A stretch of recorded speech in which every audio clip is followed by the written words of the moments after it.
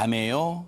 도로에서 이런 끔찍한 일이 벌어졌는데 과연 어떻게 됐을까요? 홍순빈 아나운서. 네, 어두운 밤에 이 도로 위에는 한 남성이 쓰러져 있었는데요.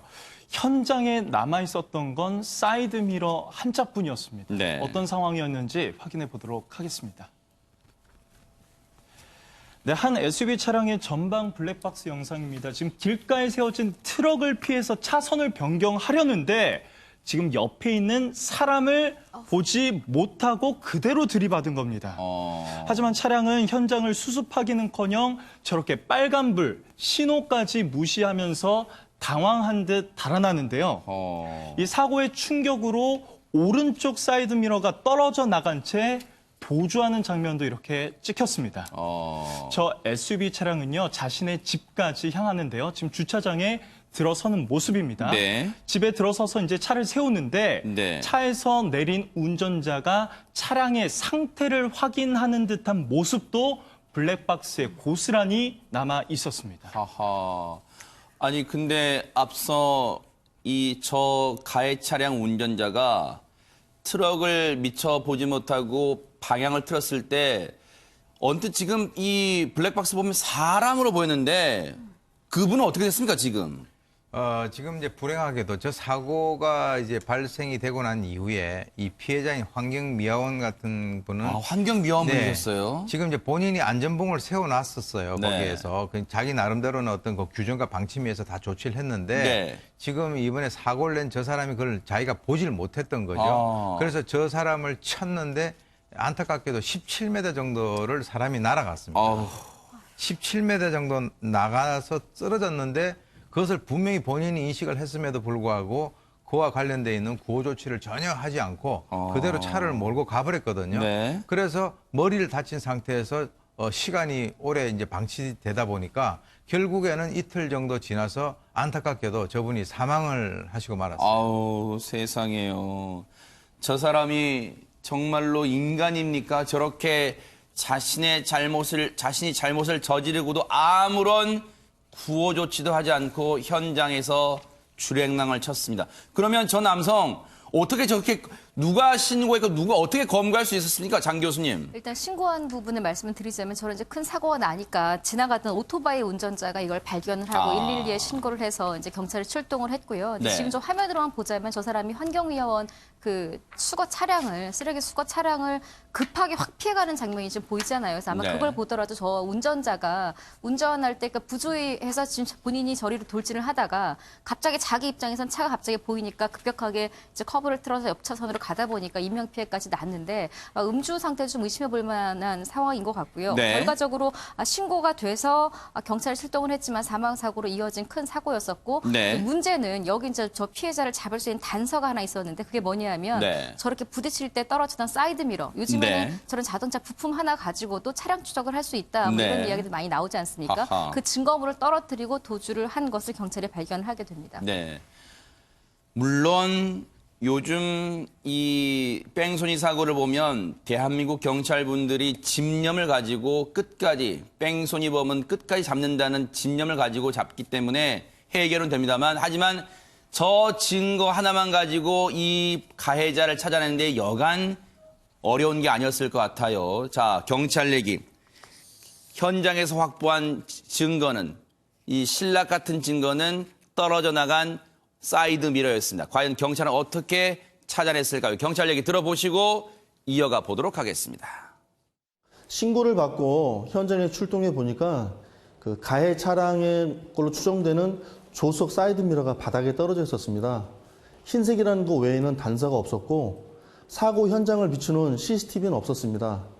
피의자 동선을 계속 추적해서 그 아파트 지하 주차장에 주차된 조수석 사이드미러가 파손된 흰색 차량을 추적해서 긴급 체포하게 되었습니다.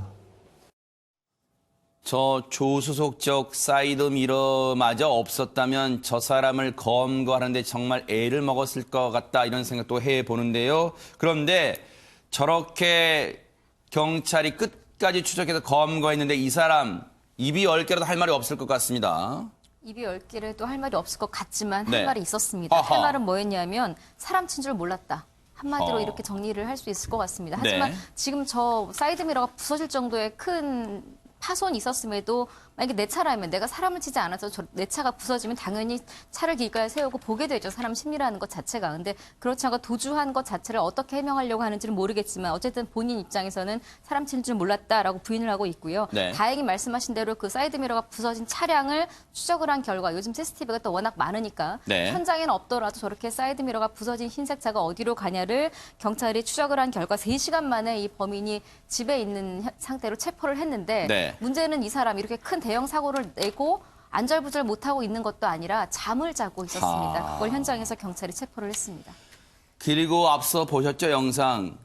자기가 머물고 있는, 자기가 거주하는 곳에 차 주차시킨 다음에 내려서 차 앞에 상태 요리조리 살피는 거 보셨죠? 정말 뻔뻔하기 그지가 없습니다. 그런데 이 사람이 경찰 조사에서는 사람을 친 줄 몰랐다 그랬잖아요. 그런데 블랙박스에는 진실이 담겨 있었습니다. 그 음성 들어보시고 이어가 보도록 하겠습니다. 포항 지진 오늘은 내일 오전 10시 30분 서울 프레스센터에서 포항 지진과 지열 발전 관계에 대한 최종 조사 결과를 발표합니다. 조사 지난 2017년 지난 1년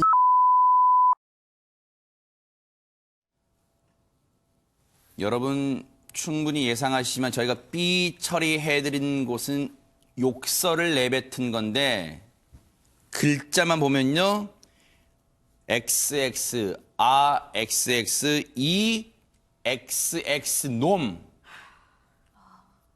이 말은 뭘까요? 최명규 원장님. 사람을 치었다는 걸 알고 있는 거 아닙니까? 당연히 알고 있죠. 그렇기 때문에 상당히 저런 욕설이 나올 때는 본인이 당황하고 그러면서 또 화가 나고 네. 굉장히 분노하고 그런 감정이 있었을 때 그게 해결이 안 되게 되다 보니까 욕설로 나오게 되는 거고요. 사실은 자기가 보지 못하고 친 거지만 아직은 판단이 제대로 되지 않은 상태이기 때문에 뭔가 자기 잘못은 없고 저기 피의자가 갑자기 나타났다고 본인이 생각하고 있는 거예요. 그래도 또 저 욕설을 통해 가지고 피의자에 대한 어떤 원망과 분노를 하면서 자기 잘못을 갖다 지우고 있는 거지요. 네. 결국 저렇게 경찰이 블랙박스에 녹음된 음성까지 들이밀자 임방글 변호사님 이 사람 결국 이제는 뭐 물러설 데가 없는 거 아니에요, 이제는? 그렇죠. 뺑소니범 범행을 시인했습니다. 아, 그래요? 네. 내가 왜 도주를 했냐. 내가 술을 마셔서 이게 음주운전까지 걸리면 내가 가중처벌받을 게 두려워서 이런 행위를 했다라고 했거든요. 그래서 이제 본인이 술을 마시고 운전한 사실을 시인을 했는데, 근데 앞서 본 것처럼 굉장히 사람을 그렇게 쳤는데도 오히려 욕설을 하고 도주하고 그 다음에 집에 가서는 자고 있고 이런 걸 보면 네. 이런 것만 들으면 굉장히 만취 상태여서 네. 본인의 판단력이 떨어져서 그랬나 보다라고 생각하실지 모르겠지만 네. 음주 측정을 했더니 0.013이 나왔어요. 우리가 0.05부터 처벌을 하잖아요. 네. 그러니까 그렇게 술에 취한 상태는 아니었거든요. 네. 그렇다고 본다면 이 사람은 이제 여기서부터 제 개인적인 그냥 추정이지만 기본적으로 죄식이 굉장히 좀 낮은 사람 아닌가. 왜냐하면 그렇게 사람을 쳤다는 사실 본인이 어쨌든 알았잖아요. 알았는데도 전혀 정말 속도는 줄이지 않고 그대로 도주를 했고 오히려 욕설을 하고 집에 가서 잠까지 자고 있었다는 걸 봐서는 이 사람은 재판에 넘겨져서도 판사가 봤을 때 뭐 정말 실수를 범행을 저질러서 막 그 상황이 너무 당황스러워서 도주하고 이런 모양새가 아니기 때문에 죄질이 극히 불량해서 중형이 예상됩니다. 네.